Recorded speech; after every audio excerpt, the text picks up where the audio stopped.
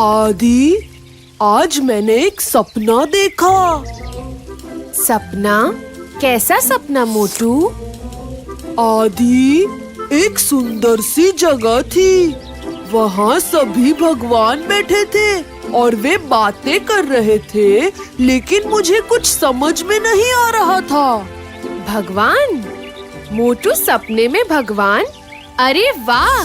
क्या तुम मुझे बता सकते हो कि वे क्या बात कर रहे थे? हाँ आदि, याद करके बताता हूँ। हाँ सुनो, एक सुंदर सी जगह है और वहाँ सभी भगवान बैठे थे और वे बातें कर रहे थे।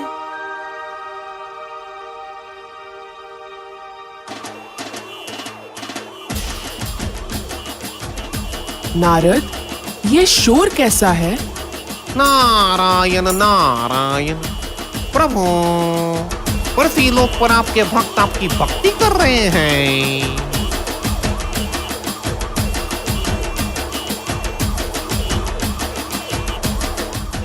लेकिन इतनी आवाज क्यों है? नारायण नारायण। अल्लाहु अकबर अल्लाह। सुनो, मेरी इन बातों को ध्यान से सुनो। मन में अच्छी सोच रहे और जीवन में शांति रहे, इसलिए रोजे रखकर शरीर को स्वस्थ रखो। जहां में कोई भी दुखी ना रहे, इसलिए जिन्हें जरूरत है उन्हें दान दो। मेरी बातों को भूल न जाओ, इसलिए मेरे बताए नियमों को रोज पढ़ो। याद रहे, कोई हैरान ना हो, इसका ख्याल हमेशा रखना। इंसानियत से प्यार ही मेरी सच्ची इबादत है। यही मेरा पैगाम है और इसी से तुम्हें जन्नत मिलेगी। सही कहा। हाँ। हे आत्मन, क्रोध करना, अहंकार करना, कपट करना और लोभ करना, ये सभी दुख के कारण हैं और ये सभी तो मन के विषय हैं।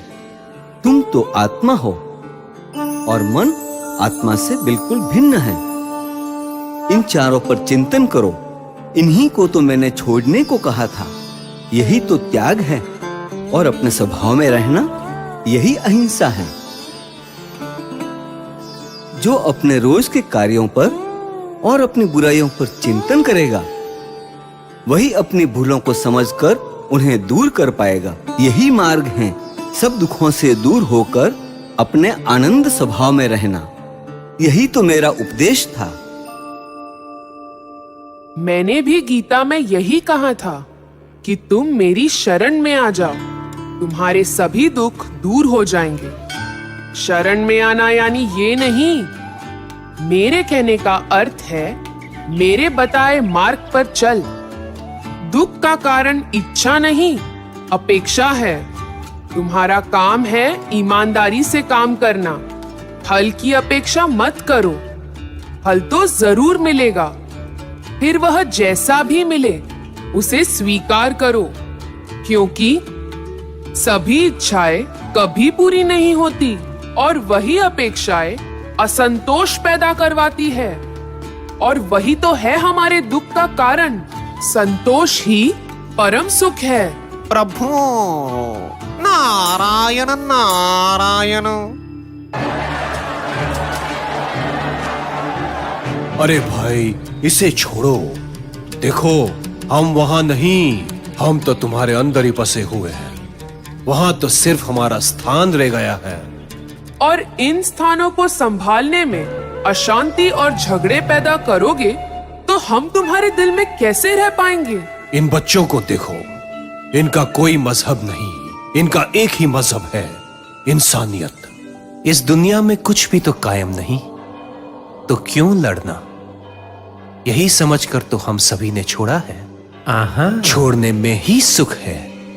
अपनी जिद को छोड़ो, अहंकार को छोड़ो, लोभ को छोड़ो, मन के कपट को छोड़ो, दूसरों की मान्यताओं का आदर करो, और जो भी इसका पालन करेगा वही है धम्म शरणम गच्छामि। जो भी इसके विपरीत काम करेगा वह धम्म शरणम गच्छामि नहीं हो सकता। सही कहा प्रभु। देखो, धर्म में जात पात का भेद नहीं होता और उसी के नाम पर संख्या बढ़ाने को धर्म की उन्नति नहीं कहते। मानव मात्र से प्रेम करो। कोई एक तमाचा मारे तो तुम दूसरा गाल भी सामने कर दो। अपनी भूलों को याद कर प्रायश्चित करो। क्षमा करना ही मुझ तक पहुंचने का मार्ग है। बात सिर्फ इतनी ही है।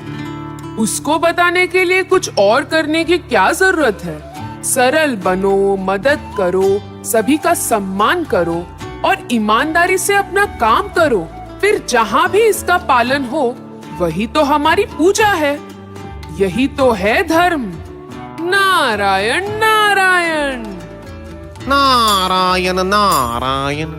सही कहा प्रभु, आप सभी का कहना कितना एक समान है। फिर भी देखो कितना आश्चर्य है ना कि आप सभी तो यहाँ साथ साथ रहते हैं और ये आपके भक्त आपके नाम पर ही जात पात के चक्कर में ही अलग अलग हो गए। नारायण नारायण।